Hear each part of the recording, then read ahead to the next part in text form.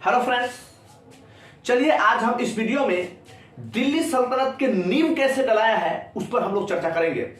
School में ना ये चीज बताया ही नहीं जाता है ना, कुछ चीजों को सीक्रेट रख दिया जाता है ना, उसको बताया ही नहीं जाता है। आज हम आपको इस वीडियो के माध्यम से आपको बेहतरीन और अच्छे से हम लोग है ना कि दिल्ली सल्तनत का स्टार्ट कैसे हुआ है ना, दिल्ली सल्तनत में कौन ऐसा राजा था जो सबसे पहले स्टार्ट करवाया है। तो चलिए वीडियो बहुत इंपॉर्टेंट होने वाला है। वीडियो अच्छा लगे तो लाइक करिएगा, सब्सक्राइब करिएगा और शेयर करिएगा। चलिए स्टार्ट करते हैं। देखिए, दिल्ली सल्तनत के नींव से पहले हमारे भारत पर अलग अलग क्षेत्र में अलग अलग जगह पर अलग अलग राजाओं का शासन हुआ करता था। जैसे अगर हम बात करेंगे यहाँ गुजरात वाला एरिया में है, गुजरात और यहाँ पर जो राजस्थान है, मेनली हम राजस्थान की बात करते हैं, तो राजस्थान वाला एरिया में यहाँ पर ना पृथ्वीराज चौहान का शासन था। यहाँ पर पृथ्वीराज चौहान का शासन था। अगर इस तरफ देखें मध्य प्रदेश वाला एरिया में, तो यहाँ पर जयचंद का शासन था, है ना। तो इस वाला एरिया में पृथ्वीराज चौहान का शासन था और इस वाला एरिया में जयचंद का शासन था। और यहाँ पर यह जो अफगानिस्तान वाला एरिया है ना, यहाँ पर था मोहम्मद गौरी का शासन था, है ना,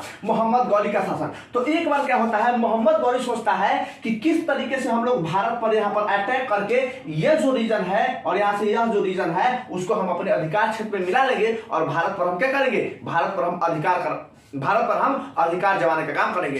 तो यह सोचा कि हम क्यों नहीं यह जो पृथ्वीराज चौहान जो शासन कर रहा है और यहाँ जयचंद जो शासन कर रहा है उसको हम लोग यूज करके हरा देते हैं और यह वाला जो एरिया हो जाता है, यह एरिया हम अपने अधिकार क्षेत्र में मिला लेंगे और वहां पर शासन करेंगे। तो यह सोचा कौन, यहाँ पर सोचा मोहम्मद गौरी। यहाँ पर सोचा था मोहम्मद गौरी। देखिए, यहाँ पर जो शासन कर रहा था उसका नाम था मोहम्मद गौरी, है ना, मोहम्मद गौरी। और यहाँ पर शासन कर रहा था, यहाँ पर शासन कर रहे थे पृथ्वीराज, है ना, पृथ्वीराज चौहान, है ना। यहाँ पर पृथ्वीराज चौहान कर रहे थे और यहाँ पर कर रहे थे जयचंद, यहाँ पर कर रहे थे जयचंद, ठीक है, जयचंद। तो यह क्या किया, यह मोहम्मद गौरी सोचा कि हम इस पर आक्रमण करते हैं। तब मोहम्मद गौरी क्या किया, देखिए मोहम्मद गौरी क्या किया कि 1191 ईस्वी में तराइन के फर्स्ट युद्ध हुआ था।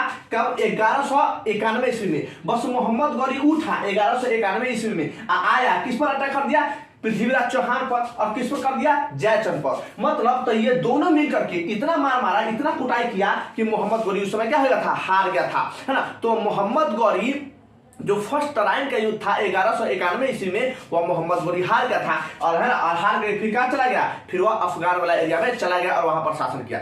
लेकिन फिर यह सोच रहा था कि किस तरीके से हमको भारत पर शासन करना है। वह सोच रहा था मोहम्मद गौरी कि किस तरीके से हम भारत पर जाकर के शासन करें। तो फिर यह सोचता, अब क्या हुआ, इस बीच में एक घटना घट जाता है। यह क्या था, यहाँ पर ये थे, है ना, यहाँ पर पृथ्वीराज चौहान शासन कर रहे थे और इस एरिया में कर रहे थे जयचंद शासन। इसी बीच एक भारी घटना हो जाता है ना। देखिए, जयचंद के एगो बेटी थी जिसका नाम था, है ना, संयोगिता। तो संयोगिता, इनकी बेटी क्या थे, इनकी बेटी का नाम था संयोगिता, है ना, संयोगिता, है ना। तो ये क्या किए, संयोगिता, तो ये संयोगिता से क्या किए, यह प्रेम प्रसंग में फंस गए। कौन, पृथ्वीराज चौहान। बस पृथ्वीराज चौहान ना किससे, मतलब संयोगिता से प्रेम कर लिए। और प्रेम जब किए ना, तो जब प्रेम किए तो अब यह संयोगिता करे कि नहीं हम शादी करेंगे तब पृथ्वीराज चौहान से, और पृथ्वीराज चौहान भी करा कि नहीं हम शादी करेंगे तब ओकरे से। तो यह बात भारत किसको पता चल गया, जयचंद को पता चल गया। अब जयचंद कहा कि ये गड़बड़ बात है, ऐसे तो हम होने नहीं देंगे। आप देखिए, जब मोहम्मद गौरी जब भारत पर आक्रमण किया था तो पृथ्वीराज चौहान और जयचंद दोनों मिल के लड़े थे। इसका मतलब दोनों दोस्त हैं, है ना। तो बताइए, एक दोस्त है ना, ये कहा पृथ्वीराज, ये जयचंद कहा कि यह दोस्त हमको दगाबाजी कर गया है, मतलब हमारे ही बेटी से हमको शादी करना चाह रहा है। अब यह नाराज हो गया। जयचंद कहा कि ऐसा नहीं हो सकता है और ये कहा कि पृथ्वीराज चौहान से तुमको शादी नहीं करना है। बस एक बार ये आया और अपने महल में बहुत सारे राजाओं को इकट्ठा जुटाया कहा कि बेटी तुमको जिससे शादी करना है उससे शादी कर लो। लेकिन वहां पर पृथ्वीराज चौहान को नहीं बुलाया गया था। तो यहाँ पर जो संयोगिता थे वह क्या कर लिए, जो संयोगिता थी वह नकार देती है और यह इंफॉर्मेशन पृथ्वीराज चौहान के पास संयोगिता पहुंचवा देती है ना। तब पृथ्वीराज चौहान कहा कि रुक जाओ हम आते हैं। बस पृथ्वीराज चौहान आए और किसको, संयोगिता के उठा करके लेकर भाग गए, है ना, लेकर चले गए, वहां से शादी कर ली और लेकर चले गए। तो अब ये गुस्सा गया कौन, जयचंद, और जयचंद गुस्सा के अब देखिए मामला कैसे फंसता है। जयचंद गुस्सा के किससे मिल गए मोहम्मद गौरी से। बात समझ आ रहा है ना, किससे मिल गए, मोहम्मद गौरी से। अब मोहम्मद गौरी के कह रहा है कि मोहम्मद गौरी अब तुम आओ, इस पर क्या करो, आक्रमण करो, और आक्रमण करके हम लोग क्या करेंगे, है इस पर शासन करेंगे। बस यह इंफॉर्मेशन किसको करता है, जयचंद कह देता है किसको, गौरी को। बस तुरंत आया कितना, 1192 ईस्वी का समय आ गया था। 1192 ईस्वी में वह कह दिया जयचंद कि आइए अब भारत पर आक्रमण करिए। बस आया, भारत पर आक्रमण किया, किस पर, पृथ्वीराज चौहान पर आक्रमण किया। अब बताइए, अब जयचंद उसके साथ नहीं है, जयचंद किसके साथ चला गया, वह चला गया मोहम्मद गौरी के साथ, है ना। तो जयचंद मोहम्मद गौरी के साथ गया और पृथ्वीराज चौहान को हरा दिया, है ना। तो बताइए, तराइन का पहला युद्ध हुआ था 1191 ईस्वी में। इसमें तो पृथ्वीराज चौहान जीत गए थे, लेकिन पृथ्वीराज चौहान उसकी बेटी संयोगिता के से शादी कर लिए, जिसके कारण वह नाराज होकर के किससे चले गए, मोहम्मद गौरी के साथ चले गए। और मोहम्मद गौरी ने फिर सेकेंड बार तराइन का युद्ध करता है 1192 ईस्वी में, और उस समय पृथ्वीराज चौहान को हरा देता है ना। तो 1192 ईस्वी में लड़ा, पृथ्वीराज चौहान हार गया, और पृथ्वीराज चौहान जब हार गया ना, तो अब ये कौन, जयचंद कहता है कि पृथ्वीराज चौहान तब हार गया और पृथ्वीराज चौहान को बंदी बना लिया था। तो जयचंद कहता है कि अब आप जाइए, इस यह जो मतलब पृथ्वीराज चौहान का जो एरिया था उस पर हम शासन करेंगे। तो अब कौन कह रहा है, अब यह कह रहा है मोहम्मद गौरी कि अब तुमको हम नहीं देंगे, मतलब हम जीते हैं ना, तो हम यहाँ पर अपना अधिकार करेंगे।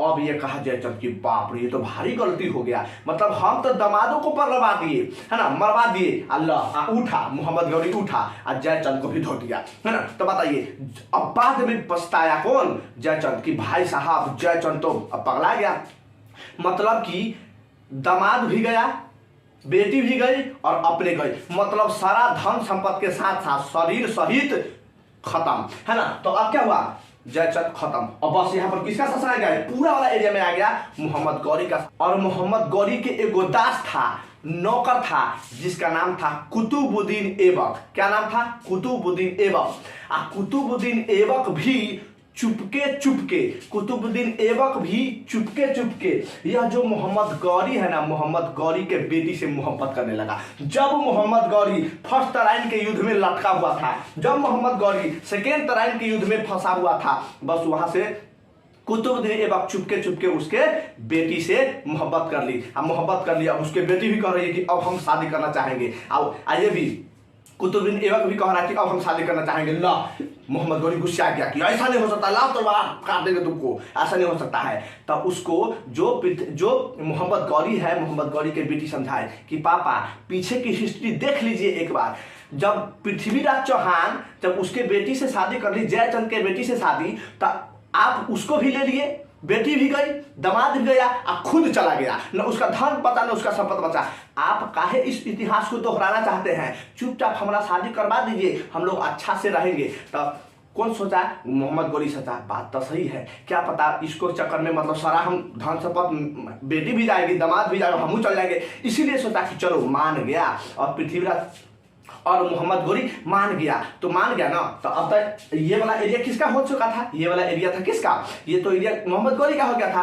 तो अब मोहम्मद गौरी सोच रहा है कि इसको कैसे चलाया जाए। तो मोहम्मद गौरी किसको कह देता है, मोहम्मद गौरी कुतुबुद्दीन ऐबक यानी अपन दामाद, यानी अपन जो दास है, जो नौकर है, वो दामाद बन चुका है। अब कहता है कि ये कुतुबुद्दीन ऐबक, अब कहता है कि ये कुतुबुद्दीन ऐबक, अब आप जाइए और भारत में वहां पर आप शासन करने का काम करिए।